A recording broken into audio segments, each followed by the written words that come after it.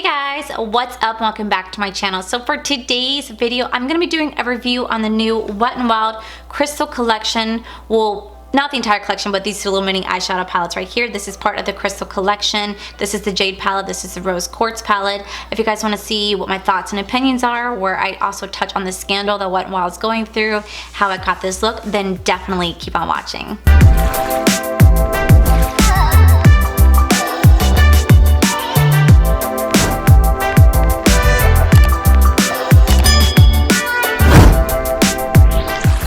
Good morning! So a couple weeks ago, I know that WetNWild released their Crystal Collection and you can buy the whole thing for like 50 bucks. I never purchased it because it wasn't like intriguing to me. But I happened to be at Ulta yesterday and I saw these little guys sitting on the stand. So I was like, oh my god, these are really cute. They're $4.99 a piece. It's a little expensive for 3 eyeshadows. It's whatever. I have not tried WetNWild shadows ever. Ever. So this is actually like a truly first impression for me because I've never tried out their shadows. And I already do have my eyes prepped and primed ready to go. But one of the most interesting things about WetNWild is that they are very, very big on being cruelty-free and vegan. They preach about it non-stop about them being cruelty-free. And I've always respected that about them because I love brands that are cruelty-free. I do not like products that are tested on animals. I just think it's really cruel and inhumane. However, there is now a new scandal going on with WetNWild.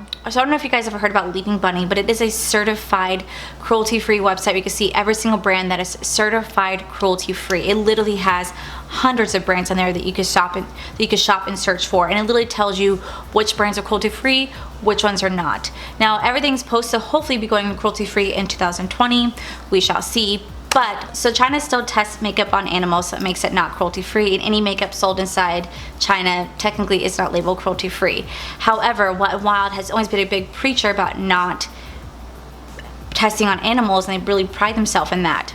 Well, don't quote me, this is still in speculation, but right now there is a scandal going on where WetNWild products have been found being sold inside China, which means that those products are more than likely being tested on animals. Now, a company can have their products produced inside China and sold to different countries, and that will still be labeled cruelty-free. But if it's sold inside China and they sell to the stores, that product still has the potential of being tested on animals, unfortunately.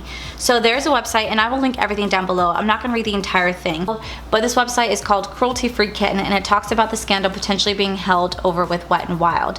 So pretty much there is a stand inside a Watson store that is selling WetNWild products, and I guess it's one of their most popular drugstores. I'll show right here, one of the most popular drugstores. But if you actually like look right over here, you can see the stand of WetNWild being sold inside China. And I'll just read just a little bit. It says, WetNWild's presence in mainland China, more specifically in Shanghai, has been confirmed to me by multiple sources who have been seen in products and who has seen the products in store, and I've also gathered proof. I'm shocked that a brand who markets itself so heavily as being cruelty-free would manipulate their customers and lie to them about their presence in China. To this day, WetNWild denies selling in mainland China. Thank you for contacting us. At this time, we do not have any retail partners located in China. We kindly thank you for your interest in our products. This response was back in March, and when this person had already been tipped off that WetNWild retailer was already found inside China. So there's like a lot of pictures. Like I said, I'll link everything down below if you guys want to read this entire article. It's actually really, really intriguing to find out that there's a very good chance that they are actually lying about this. But one of the ways to completely remove the risk of animal testing for cosmetic companies is not to sell in China. This is a route many cruelty-free companies have taken in order to ensure that no animal testing is being performed on their products. So pretty much what ended up happening is that there's a difference when selling in China and being made in China. Although there recently were developments in mainland China concerning both pre-market and post-market animal testing, the Chinese government may still require animal testing to be performed on cosmetics. Even though WetNWild is made in China, all the cosmetics sold in China may undergo testing on animals post-market as of May 2019 when these pictures are taken. There's no possibility of a loophole here. Whether or not the brand is aware that their products are being sold in China in the China stores, the risk of the animal testing exists there, and WetNWild products may have been tested on animals or could have been tested on animals in the future if they don't pull out of China. The only way to completely remove the risk of animal testing for a cosmetic company is to not sell in China. This is a route many cruelty-free companies have taken in order to ensure that no animal testing is being performed on their products. Leaping Bunny, who, like I said, is a certified website that offers all the cruelty-free brands, they actually removed WetNWild from their website. And now WetNWild is not labeled under WetNWild. It's actually labeled under Markwins, which is actually the parent company to WetNWild, and they were recently removed off of Leaping Bunny's website. So it definitely causes some suspicion whether or not WetNWild truly is now cruelty-free, or if these speculations are true or are they false. I'm not 100% sure. I'm not necessarily going to say yes or no to either or, because I'm not necessarily like certified in this field. All I'm basing off everything is its website. Granted, it's just a website, but Leaping Bunny, I did check it out. It was no longer on the website, so it is a little suspicious. We'll end up seeing what happens with this, but I did want to let you guys know that there's a chance that WetNWild is lying about being cruelty-free, and if so, that is very, very unfortunate, but I don't 100% know. So like I said, I'm gonna let you guys read that article yourself. If you guys wish to do so, it'll be linked down below. I'll let you guys formulate your opinion on that, but I did want to touch on that subject. Let's go ahead and try out these bad boys right here. Like I said, this does retail for $4.99 a piece. I got this at Ulta, so I paid about $5 almost a piece, because $4.99 so you're rounding with tax. We paid almost 10 bucks for these two. I'm gonna do the green eye, do like a pinky eye, and yeah, I want to try these out. I have, like I said, never used any of Wet'n'Wild's eyeshadows before, so I honestly have no idea how they perform. I hope they perform well, but I don't know.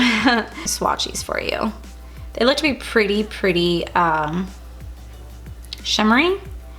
Wow, that has like no color. So you guys can't tell, but I do have the all three swatches. The very bottom one, that's a really gorgeous highlight, but this one right here, this is very, very light color. So I guess I'm gonna have to go with this color first, followed by this one, and then this one to do some transitions. And according to WetNWild's website, it has been said that good things come in threes, and our Crystal Cavern Mega Glow eyeshadow trios are no exception. Artfully presented in a portable pyramid palette, each of these collectible eyeshadow trios feature 3 highly pigmented, crystal-inspired shades formulated to create a silky, smooth, duochrome texture that lasts all day. Channel the energies of prosperity with a Jade Palette featuring shades ranging from shimmery seafoam to captivating emerald for a truly memorizing look. Highly pigmented, I don't know. I think that really I think this one right here is really not that pigmented at all. Personal opinion. So I'm gonna start with this little guy right here. Do they even have shadows names on there? No.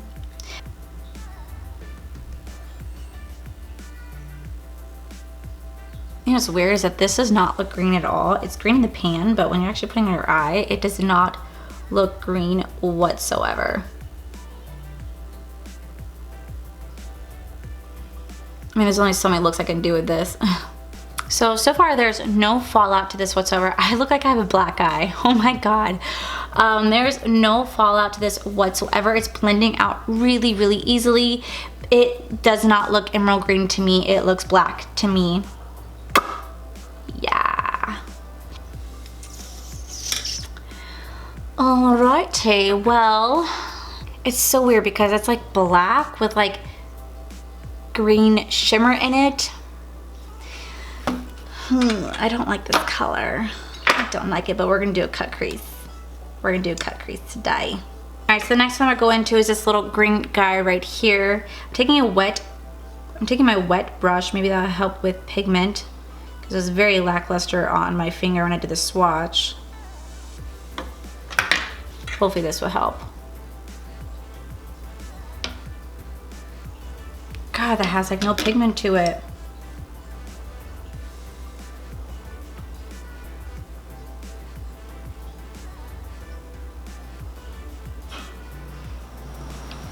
Man, this is a very, very lackluster color.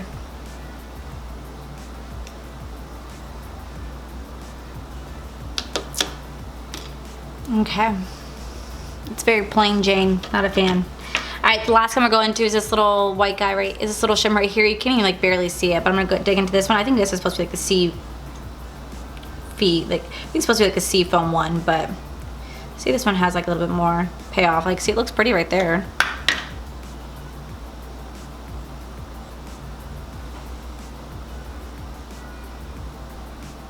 These are very lackluster. Very lackluster. That is so disappointing because it looks so pretty in the pan. Ugh. Nope, don't like it at all. This is not pretty at all. All right, disappointment. So the next I'm gonna dig into this is the Rose Quartz. So this was the Jade eyeshadow palette. This is gonna be the Rose Quartz eyeshadow palette. Hopefully this one is not nearly disappointing as this Jade one was, but it doesn't look like it would be. Let me see if I can swatch the colors for you guys. Those are some pretty colors right there. So hopefully this performs better than what we just experienced, because this eye is just not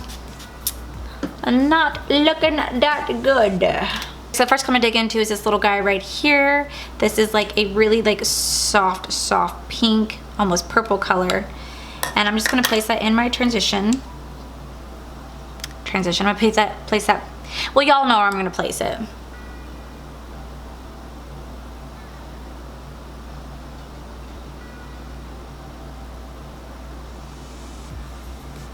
This is very soft. Very soft, but still no fallout on the face and barely any pickup in the pan. That's pretty nice. You are getting a little annoying. I'll clip you right over there. All right. Let me cut crease. Let me cut crease.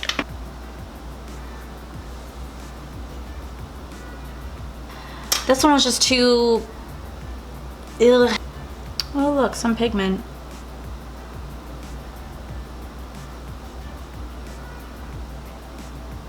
Such a soft color though. It's just so soft. Can't win. Next time I go into is this little guy right here. It is the last one in the pan. It's the last one in the palette.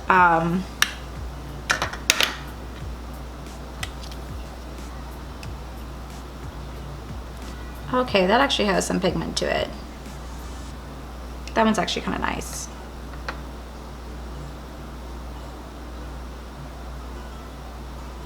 I, honest to God, am not a fan of either eyeshadow palette. I, honest to God, am not a fan of this look. So I'm going to try to spice it up just a little bit. So on this side right here, I'm going to take my Stila in the color Mint Myth. And I'm going to add it as like a topper because I feel like this definitely needs some type of shine to it because I just feel so disappointed in what it looks like. And I wanted to add some sort of life and dimension to it because it just is very lackluster to me. Alright, that's adding the shine, but we're going to spice it up even more. I'm going to take my ColourPop Glitterly Obsessed and I'm just going to pop that right on top of that color. Not much. Spice it up just a tad bit. Oh my god, it's like taking away the shadow.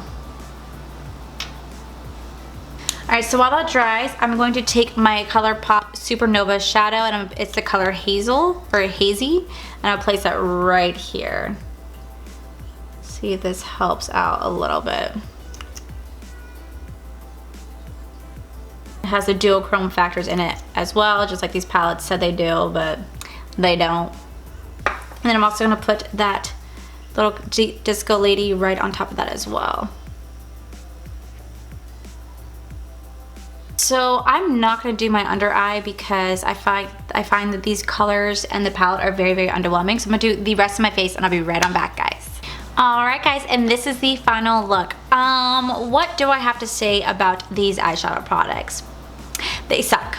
I'm so sorry to say that, but I do not like these eyeshadow palettes. Like, I just don't. Like, yes, do they blend very well? Of course, they do. They blend amazingly well. There's no fallout to it. It's just, maybe it's just the color scheme. I think that's what it comes down to, is that their color scheme. So the Jade palette right here, which is I'm wearing on this eye right here, it just was not exactly what I expected it to be. So when you look at the colors, right?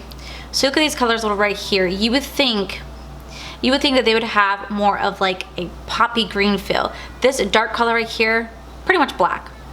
Honestly, pretty much black. This little guy right here barely had any show up whatsoever. Barely had pigment to it. And this little top guy right here, really disappointing. So unfortunately, I actually had to resort to using my Stila Mint Myth to put on top. And then I had to use ColourPop's Glitterly Obsessed just to kind of give it more of a poppy feel that I wanted. Now, just a disclaimer, these little guys right here are not necessarily meant for the eyes, they're meant for the body and the hair.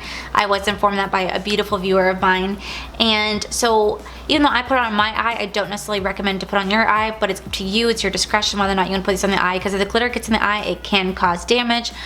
I'm taking the risk because, well, it's, to me, I'm just like, ah, screw it, I'll deal with the mess if it gets in there. But I feel like when I have this on, it's okay, it's not bad, but like if I like zoom you in, the second I put on the Stila, like if you guys can see right here, the eyeshadow just started to disappear. It started to come right off, and there's nothing I could do to fix it. I tried putting on more of the Stila, I tried putting more of the Glitterly Obsessed, and unfortunately it just disappeared on me completely. So you will see that little like hole right there. As for the Rose Quartz eyeshadow palette, again, this eyeshadow palette, it's actually a really beautiful color scheme, but the second I started putting it on, the only guy that really had any sort of pigment to it is this little guy right here. Everything else just kind of blended off, like off into oblivion. The second I started blending them in together, they kind of just like blended into each other and then started to just disappear altogether. So I felt that once again it didn't have any payoff. This is a very, very soft eyeshadow look. I did spice it up by using my ColourPop Supernova Shock Shadow, then putting the Glitterly Obsessed on top of it right here. I try to spice it up that way because I like to have shimmers that pop and not to have really, really dull shimmers. But if you like a really, really soft pinky purpley eye look, then this is like the one for you. I like to have more of a payoff because when I use like it's ColourPop, it's my pleasure. This gives you pout in your face. It's gorgeous, it's stunning. When the light hits it, you're like, oh my gosh. So yes, unfortunately, I did not like these two eyeshadow palettes. There are more in the collection. Am I gonna go out and try them? No, I'm not. I'm rather disappointed with how these two turned out. Granted, I only spent $10 in total for both these little eyeshadow palettes. It's not like I broke the bank buying them. Plus, with everything going on with WetNWild and the little scandal they have going on, whether or not they're cruelty free or they're not, like that's definitely a turn off for me. So unfortunately, this was definitely a miss for me. I did not like this eyeshadow palette and I will probably not use these again. So I do apologize if anyone doesn't like that. Sometimes I get negative feedback or sometimes I get like thumbs down on my video because people don't like that I don't like the product, but it is what it is. I don't like it and it's not everyone's going to, and that is okay. We're all entitled to our own opinions. So that is it for today's video, guys. Please make sure you guys give this video a cheeky thumbs up. Don't forget to subscribe to my channel because I do post 2 videos a week, but lately I've been posting a little bit more because I have more content to film. And as always, guys, I want to thank you guys for all your love and support, and I'll see you guys in the very next video. Bye! The second they start mixing, they just kind of disappeared, and they kind of like, in the color is this? Wow, I was just about to dig into my ColourPop palette. Oh, that would definitely give me the color that I'm looking for. Like it never intrigued me. So I never like, so I was at Ulta yesterday and I had no intention of ever getting the WetNWild collection or the crystallization collection. It never like sparked out to me. No. Oh my god, I keep stopping. It is according to that's the first time I've done an intro that I haven't messed up. I can't wait to wash my face and take this off. Such a disappointment. Such a disappointment.